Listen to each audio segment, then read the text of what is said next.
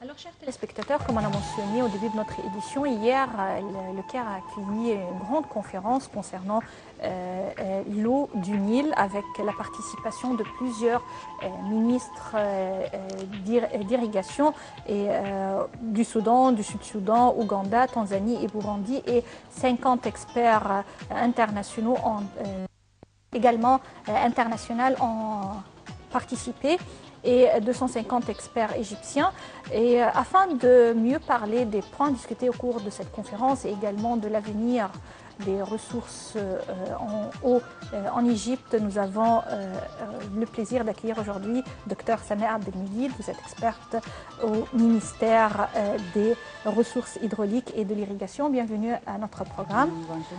Alors là, on se trouve un peu inquiets, nous les Égyptiens, en parlant de ce dossier de l'eau. Avant, l'eau pour nous, c'était vraiment quelque chose... L'eau coule dans le Nil et ça n'a pas de problème. Quand on parlait du Nil, on avait toujours l'intention que le Nil est éternel.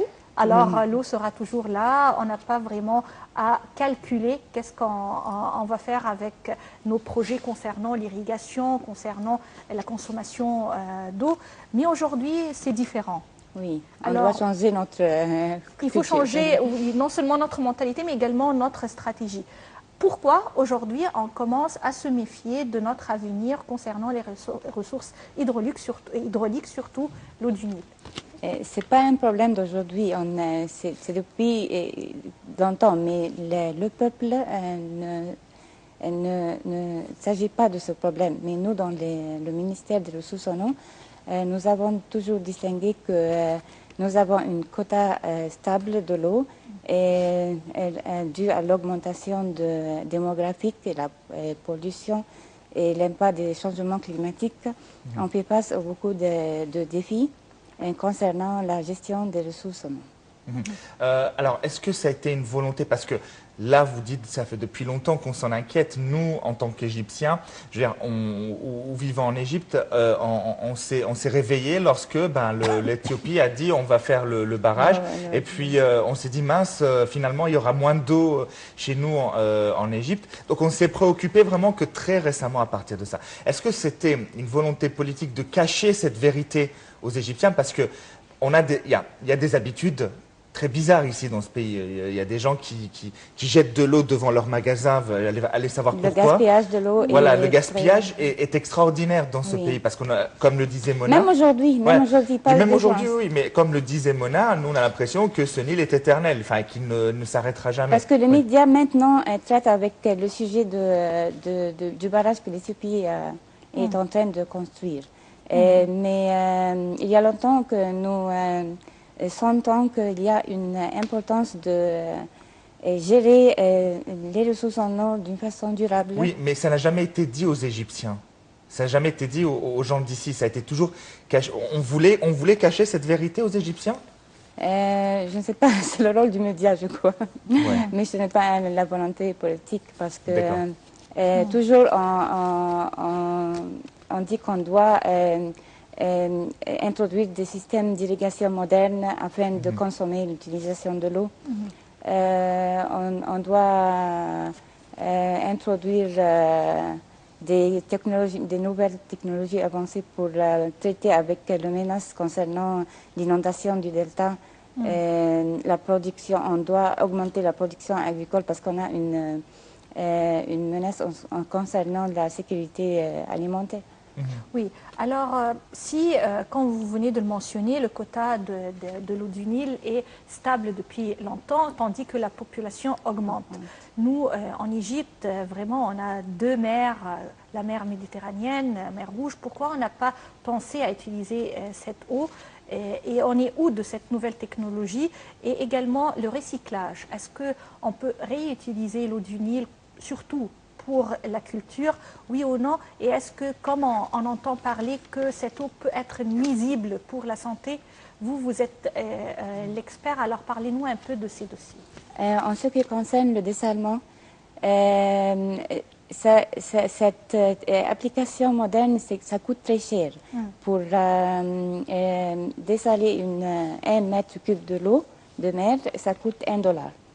On a commencer à appliquer ce genre de traitement dans les côtières situées sur les zones côtières situées sur la mer Rouge, sur la mer Rouge.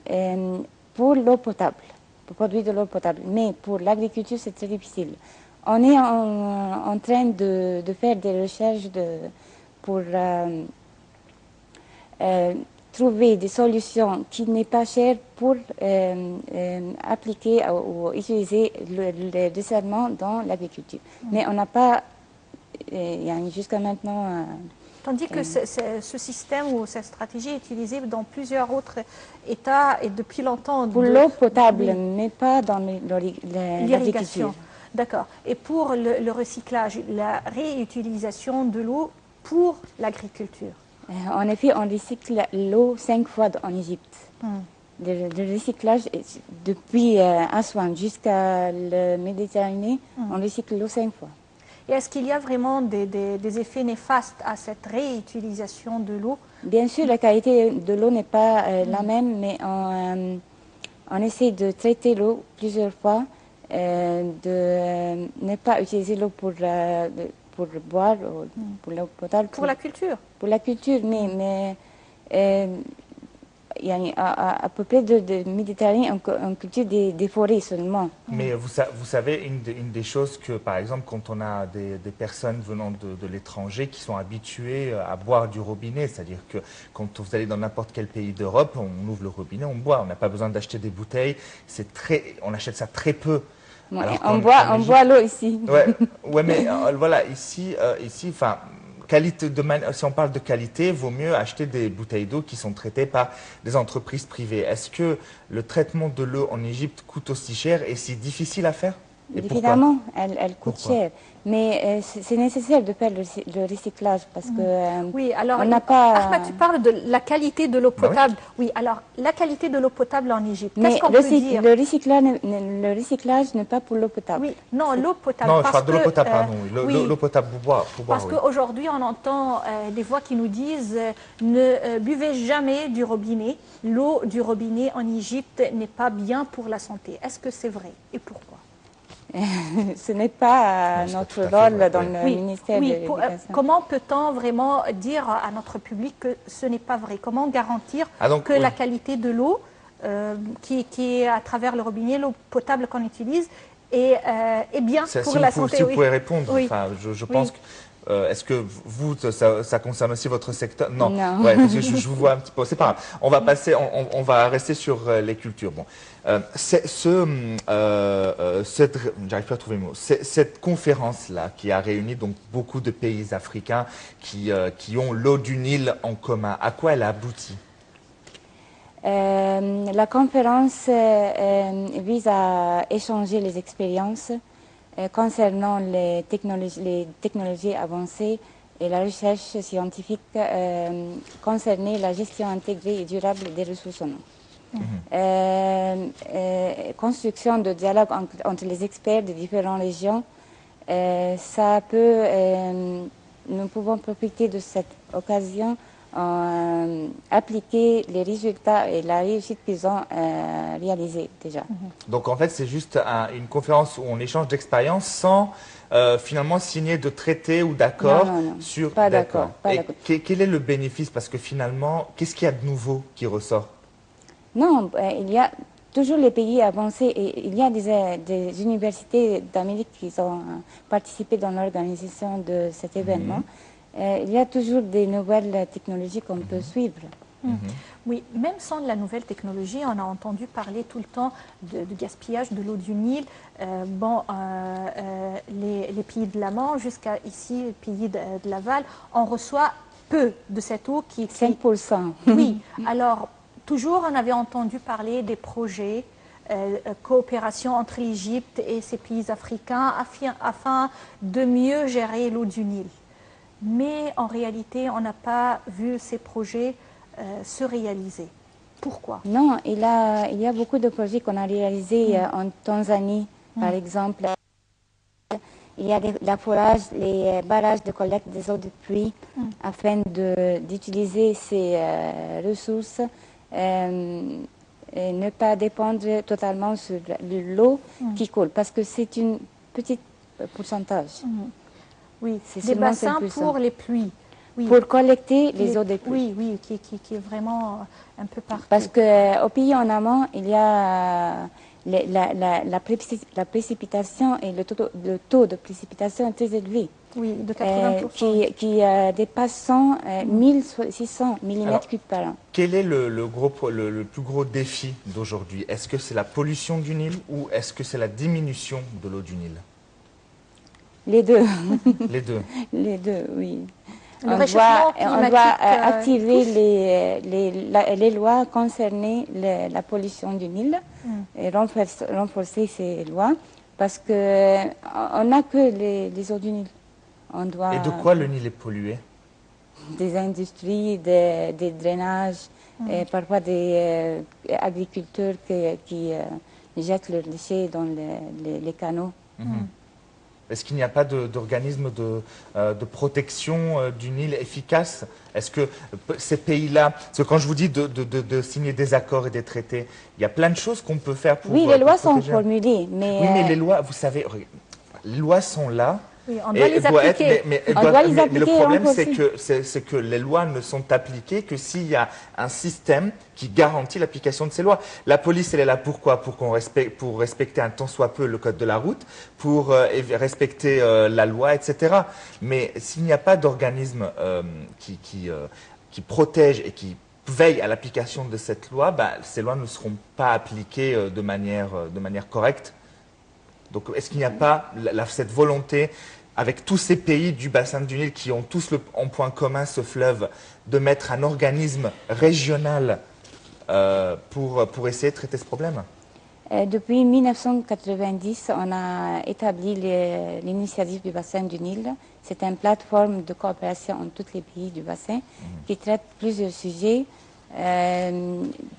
Beaucoup de projets ont identifié à travers l'initiative du bassin du Nil, et beaucoup de projets ont été exécutés en réalité. Mais concernant la pollution, on n'a pas une autorité qui est renforcée à appliquer la loi. Oui, en collaboration ici avec le ministère peut-être de l'Environnement, avec la police spécialisée pour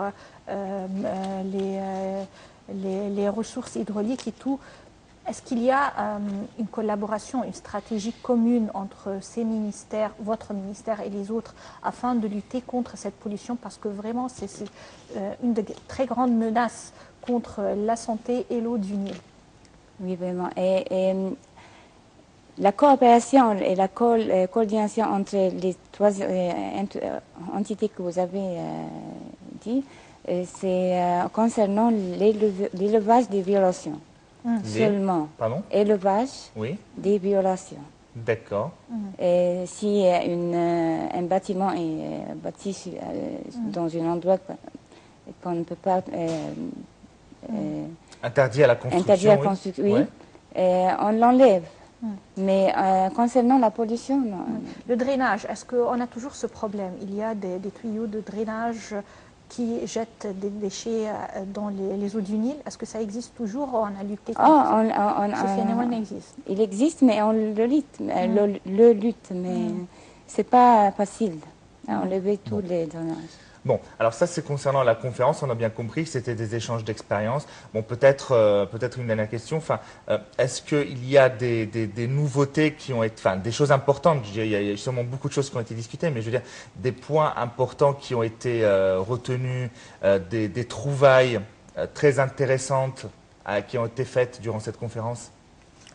En fait, seulement l'introduction de nouvelles technologies. Et les pays ont convenu qu'il y a une urgence d'utiliser la technologie maintenant parce que les ressources sont très limitées.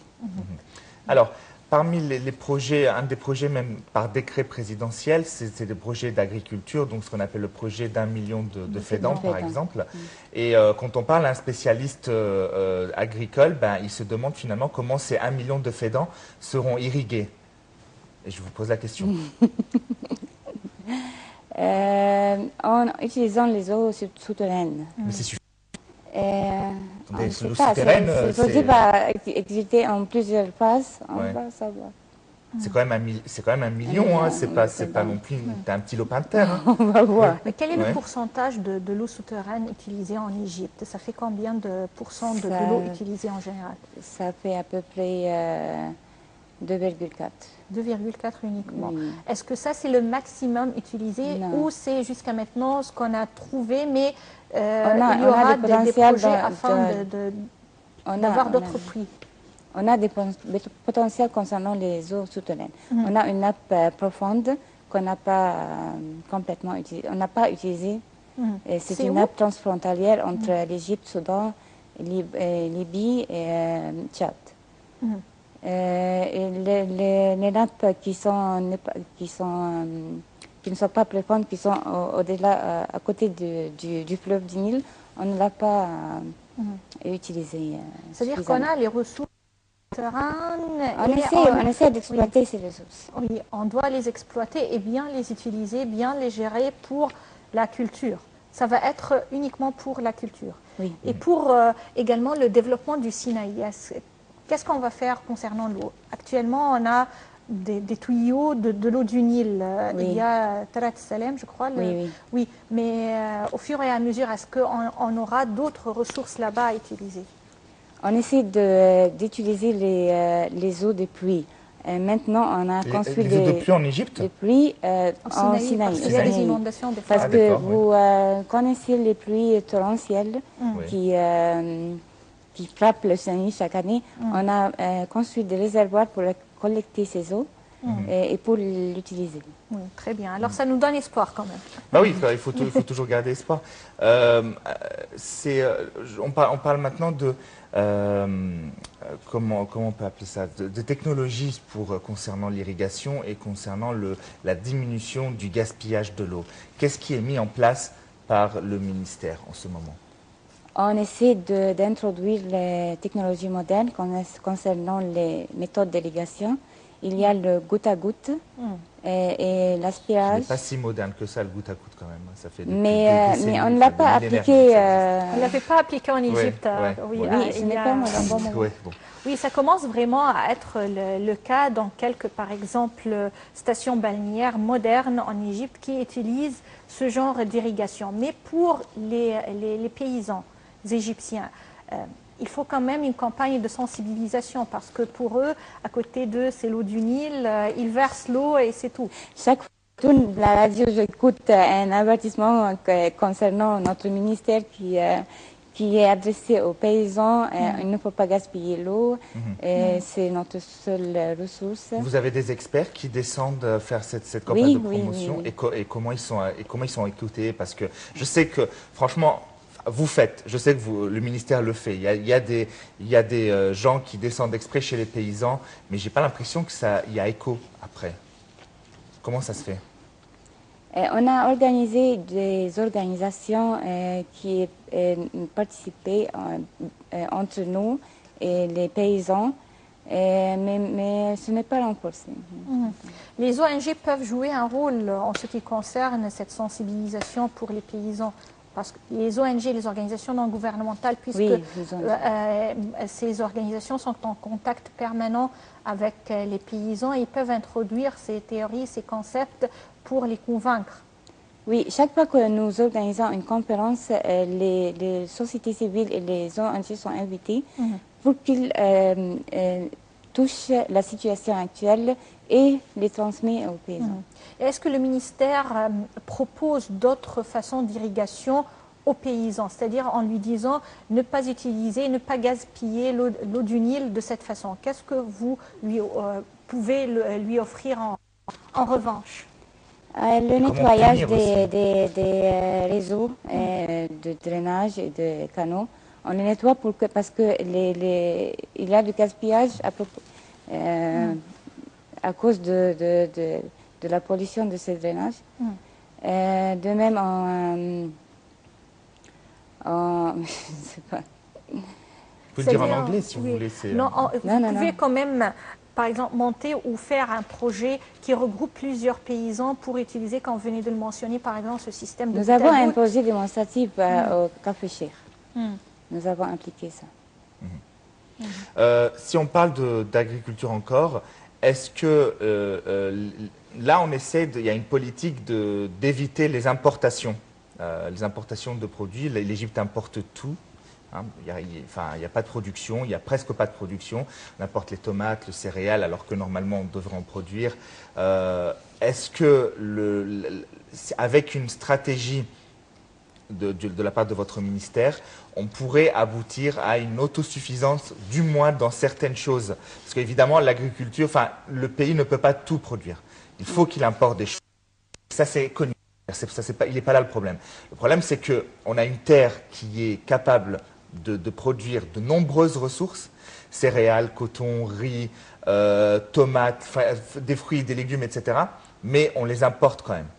Alors, maintenant qu'il y a cette volonté d'éviter d'importer, et qu'on a mis le dollar à 17, de réduire l'importation, de réduire et peut-être après, on aimerait bien l'éviter parce que si nous on peut produire, est-ce qu'on est capable de cette autosuffisance et de produire assez pour le nombre d'Égyptiens qu'il y a là ou pas? Si on applique les technologies modernes, on peut augmenter la production agricole. Alors, mais les terrains en Égypte sont des déserts. La majorité de l'Égypte est désert. Ouais. On ne peut pas cultiver. Les terrains ne sont pas... C'est-à-dire, si on prend le pourcentage cultivable en Égypte, il est de combien de pourcents, si vous avez idée? C'est 7%. Seulement les 7% sur lesquels vous vivez. Oui, le Valet du Nil et le Delta. Et le reste, les 94%, ils sont incultivables. Oui. Non, pas incultivables, mais la nature du sol n'est pas... Elle a besoin d'un grand amont de l'eau. Et donc, du coup, finalement, on ne peut pas s'en servir, quoi. Non, on essaie de développer l'agriculture qui dépend sur l'eau souterraine. Alors, vous parlez du goutte à goutte qui est utilisé depuis des centaines d'années. Est-ce qu'un système comme le goutte à goutte peut fertiliser des terres désertiques? Parce que ça permettrait évidemment des choses extraordinaires, comme déjà désengorger cette partie du pays, espacer un petit peu, utiliser d'autres parcelles de terre. Donc, est-ce que c'est possible ou pas? Oui, le goutte à goutte, tu donnes la racine ce qu'elle a besoin de l'eau. Oui, mais alors dans le désert, ça peut marcher? Oui. Oui. Oui, est-ce qu'on évite actuellement quelques cultures qui ont besoin d'un taux élevé d'eau, c'est-à-dire par exemple le riz. Oui. Est-ce que vraiment on évite de le cultiver? Parce que le riz est parmi les denrées essentielles pour le peuple égyptien. Et est-ce que vraiment on a réussi à remplacer la culture de riz par la culture de blé? Non, on n'a pas réussi à le remplacer, mais on essaie de cultiver le riz dans les régions qui sont suitables à la cultivation de riz. C'était toujours au delta du Nil, avec beaucoup d'eau, où on fait quelquefois ce qu'on appelle la culture du poisson également, c'est-à-dire pour les bassins du poisson. Ça n'existe plus? Non, il existe. Ça existe, mais ça a été réduit. Mais dans des régions déterminées. Très bien. Alors, malheureusement, le temps que nous est imparti est terminé. Merci à vous, docteur Sama Abdelmegid. Vous êtes experte au sein du ministère des Ressources hydrauliques et de l'irrigation. Merci pour les détails concernant cette conférence et puis les détails concernant les stratégies du gouvernement. Merci à vous. Merci à vous. Merci à vous. Et chers téléspectateurs, c'est ainsi qu'on termine cette édition de notre programme Bonjour l'Égypte. Merci à toi également, Ahmed, et passez d'excellents moments sur NEL TV International. Voilà.